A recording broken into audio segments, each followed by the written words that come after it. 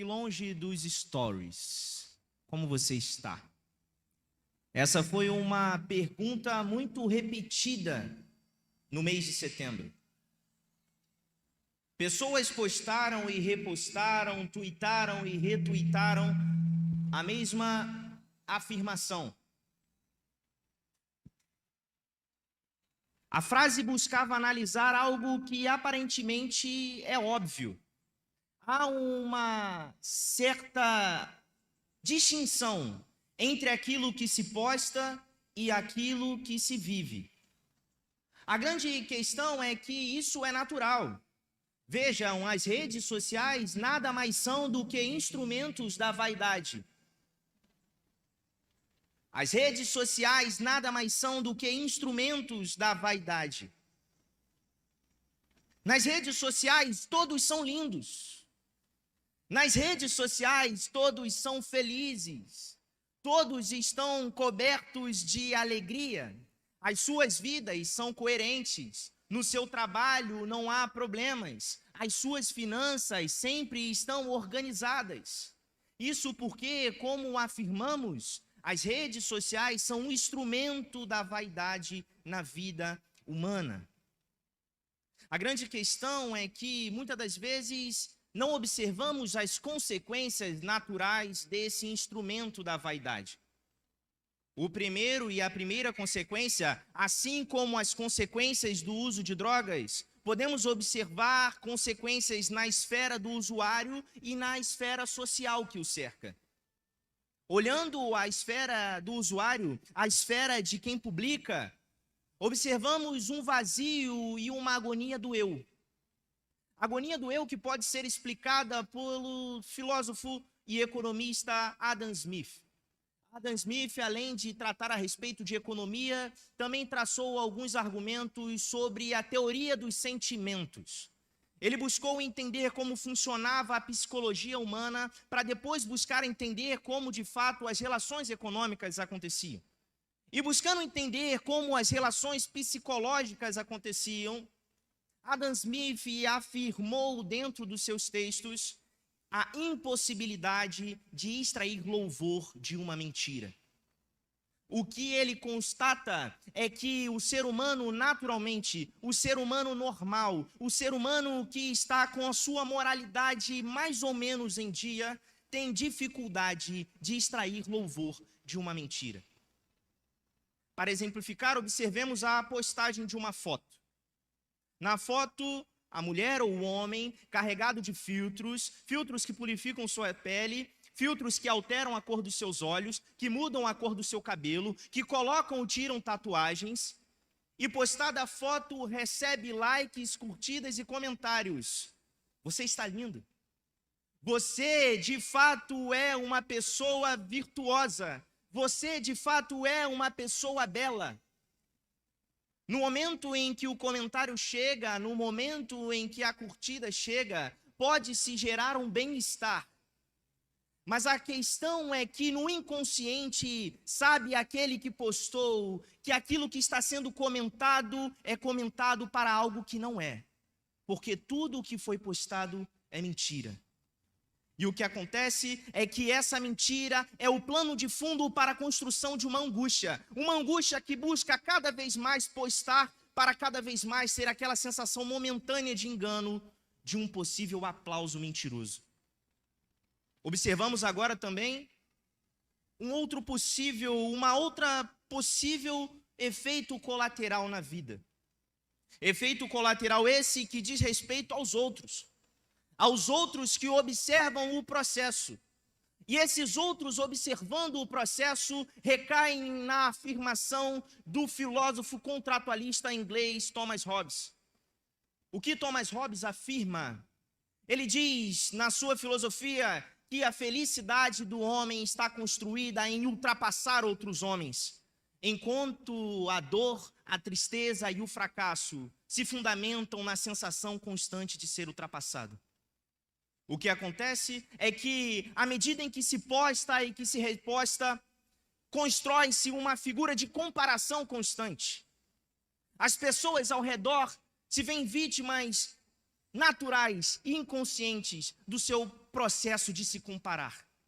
Enquanto se posta por aplauso, aquele que posta, observa-se à distância com angústia, aquele que observa na mentira do outro o fracasso do eu.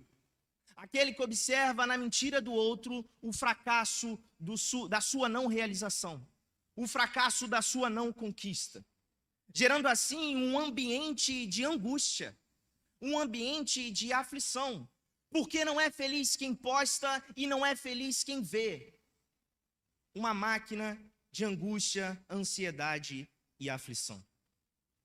Ora, isso para aquilo que é um instrumento de vaidade na mão do homem, não se pode esperar algo diferente.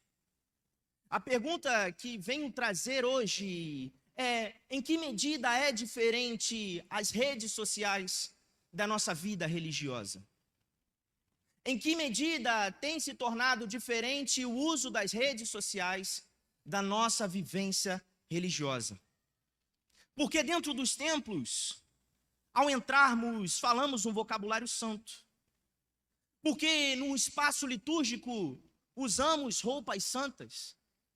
Porque nos momentos de culto, nos comportamos como santos de Deus. Mas a grande realidade é que, ao pôr o pé para fora, na vida do dia a dia, observa-se uma discrepância entre aquilo que é vivido no templo e aquilo que é vivido na vida real. De forma que a pergunta pode ser alterada e feita da seguinte forma: e longe do templo, como anda a sua santidade? Os efeitos colaterais são os mesmos. O primeiro deles, o efeito do eu. Aquele que vem à igreja, ao templo, recheado das suas vestes santas, do seu vocabulário santo, do seu comportamento santo, e ao chegar no ambiente, recebe aplausos e louvores. Como você é um homem de Deus. Como você é uma mulher de Deus. Como você é virtuoso.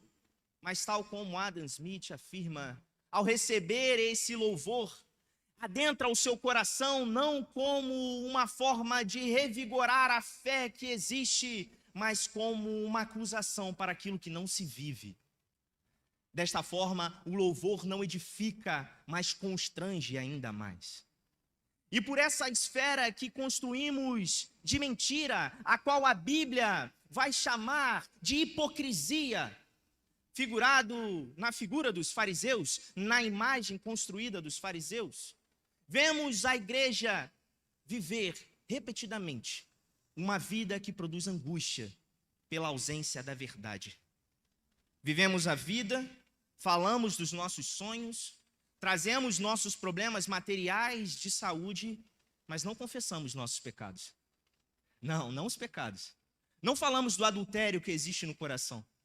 Não falamos da inveja, da ganância. Não falamos do ódio, do rancor, da mentira, da falsidade. Não falamos da enganação do trabalho, não. Nos atentamos à saúde, à matéria e ao problema do filho na escola. É claro isso quando observamos a esfera do eu. Comparando agora a esfera do outro, o que acontece é a construção de um ambiente insuportável para o convívio. Um ambiente em que todos estão constantemente mentindo e se enganando, afastando aqueles que ao menos têm a sinceridade de dizer sou pecador, construindo uma realidade e um ambiente que ao invés de abraçar, afasta, que ao invés de acolher, destrói, que ao invés de trazer e curar, gera mais doença e angústia e aflição.